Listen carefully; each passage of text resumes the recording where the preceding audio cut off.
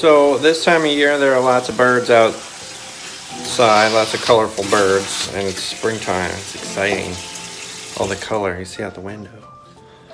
I want you to draw a tree, make up your own tree with lots of branches for birds, and draw 10 different kinds of birds. They could be real birds or they could just be birds that you make up.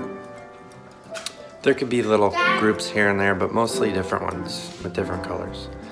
Think like Dr. Seuss or, you know, funny looking, interesting, colorful birds. And if you know of real birds, you could try to do this. Okay, 10 birds in a tree. Ready, go.